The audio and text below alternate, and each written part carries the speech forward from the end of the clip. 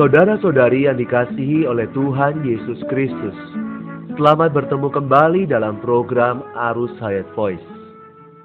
Tema kali ini adalah lepas dari sistem dunia. Pembacaan Alkitab diambil dari Kitab Wahyu pasal yang ke-21 ayat 2 dan ayat 12a. Dan aku melihat kota yang kudus, Yerusalem yang baru, turun dari surga dari Allah, yang berhias bagaikan pengantin perempuan yang berdandan untuk suaminya. Dan temboknya besar lagi tinggi. Nehemia pasal 4 ayat yang ke-17. Yang membangun di tembok. Orang-orang yang memikul dan mengangkut melakukan pekerjaannya dengan satu tangan dan dengan tangan yang lain memegang senjata. Saudara-saudari yang dikasihi Tuhan, perkara dipisahkan dari dunia dan dipisahkan bagi Allah adalah prinsip pertama dari kehidupan orang Kristen. Ketika Rasul Yohanes mendapatkan wahyu Yesus Kristus, ia melihat bahwa kedua hal ini merupakan kedua ekstrim yang tidak dapat dipersatukan. Sesungguhnya merupakan dua dunia yang berjalan berlawanan arah. Dalam Wahyu pasal 17 ayat 3, ia berkata bahwa di dalam roh ia dibawa ke padang gurun. Yohanes terlebih dulu dibawa ke padang gurun. Di sana ia melihat Babel yang adalah ibu dari wanita-wanita pelacur dan dari kekejian di bumi. Kemudian dalam Wahyu pasal 21 ayat 10, ia berkata bahwa di dalam roh ia dibawa ke satu gunung yang besar dan tinggi. Dari sana ia nampak Yerusalem yang baru, mempelai perempuan, yang adalah istri anak domba. Perbandingan ini sangatlah jelas. Hampir-hampir tidak bisa diutarakan lebih jelas lagi. Perempuan sundal yaitu Babel besar selalu disebut sebagai kota besar, seperti yang tercatat dalam Wahyu pasal 16 ayat yang ke-19. Menekankan kesuksesan besarnya. Sebaliknya Yerusalem baru selalu disebut sebagai kota kudus, seperti yang tertulis dalam Wahyu 21 ayat 2 dan 10. Menekankan dia terpisah bagi Allah. Dia berasal dari Allah dan dia juga berdandan untuk suaminya.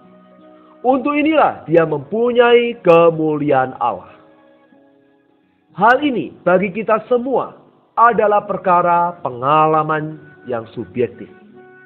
Pengudusan di dalam kita adalah milik Allah yang sepenuhnya terpisah bagi Kristus.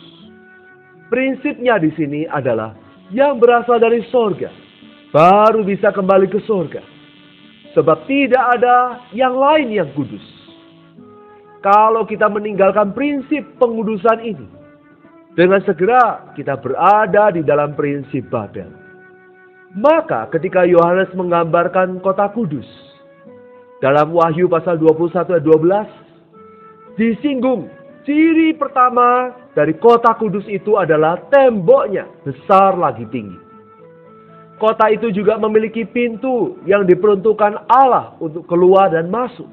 Tetapi Yohanes terlebih dulu menyinggung temboknya besar dan tinggi. Nehemia membangun kembali tembok Yerusalem. Tetapi dia menghadapi penentangan yang besar. Karena iblis membenci perbedaan yang demikian. Ia tidak bisa tahan kalau manusia tersisih, terpisah, dan dikhususkan bagi Allah. Karena itu Nehemia dengan orang-orangnya mempersenjatai diri sendiri. Sambil membangun tembok, sambil siap untuk berperang. Inilah harga yang harus kita keluarkan hari ini bagi pengudusan kita kepada Allah. Saudara-saudari yang terkasih, pengalaman membangun tembok kota kudus adalah pengalaman menjadikan diri Allah persona dan pribadi yang paling berharga dalam hidup kita. Dan pengalaman itu sesungguhnya adalah pengalaman peperangan. Karena iblis tidak rela dengan adanya perbedaan. Iblis tidak rela dengan adanya pemisahan yang membuat manusia dikuduskan bagi Allah. Yohanes menjelaskan perkara dunia atau apa saja yang ada di dalam dunia. Apa saja yang tercakup di dalamnya adalah nafsu, keinginan mata, dan keangkuhan hidup yang bisa merangsang ketamakan dan ambisi. Apa saja yang bisa menimbulkan kesombongan atau tipu daya untuk kehidupan yang sementara di bumi ini. Semua perkara semacam ini merupakan satu bagian dari sistem dunia yang dimiliki oleh iblis. Apa saja yang bisa menimbulkan kesombongan di dalam kita? Sesungguhnya itu adalah perkara dunia. Kegagahan, keberhasilan, kekayaan, kesuksesan, semua ini dipuji oleh dunia. Orang bangga akan kesuksesannya adalah hal yang wajar. Namun Yohanes berkata bahwa apa saja yang menimbulkan perasaan sukses, keangkuhan hidup ini berasal dari dunia.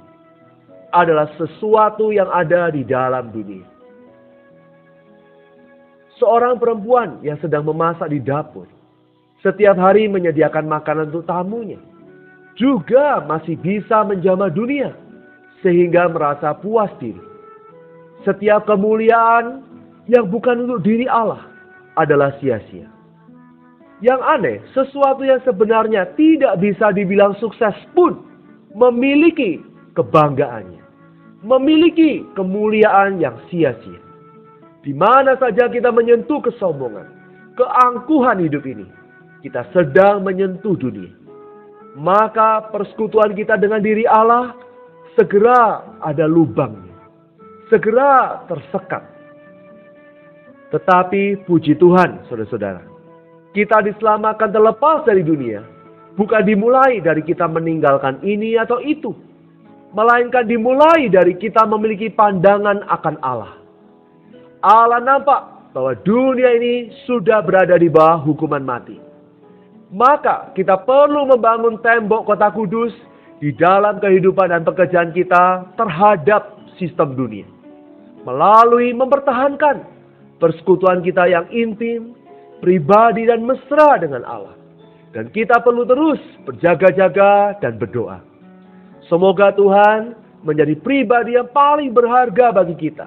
Dan oleh rahmat dan belas kasihannya, kita boleh membuang dan meninggalkan segala sesuatu yang milik dunia yang berada di dalam prinsip Babel. Mari kita berdoa. Tuhan Yesus, kami bersyukur bahwa Engkaulah Sang Kudus. Engkaulah yang dapat menyelamatkan kami dari sistem dunia yang jahat ini. Tuhan, kami mengaku kami ada dalam dunia. Bahkan kami sering kali ada dalam sistem dunia. Tuhan Yesus, selamatkan kami saat ini. Pulihkanlah kembali persekutuan kami dengan Engkau. Biarlah Engkau Tuhan menjadi persona dan pribadi yang paling berharga dalam hidupku. Dan oleh rahmat-Mu Tuhan, aku boleh meninggalkan segala perkara yang berada di dalam prinsip dunia. Yang berada di dalam prinsip Babel. Di dalam nama Tuhan Yesus kami berdoa dan mengucap syukur. Demikianlah firman Tuhan. Sampai bertemu di kesempatan berikutnya. Kasih karunia-Nya menyertai roh kita sekalian. Amin.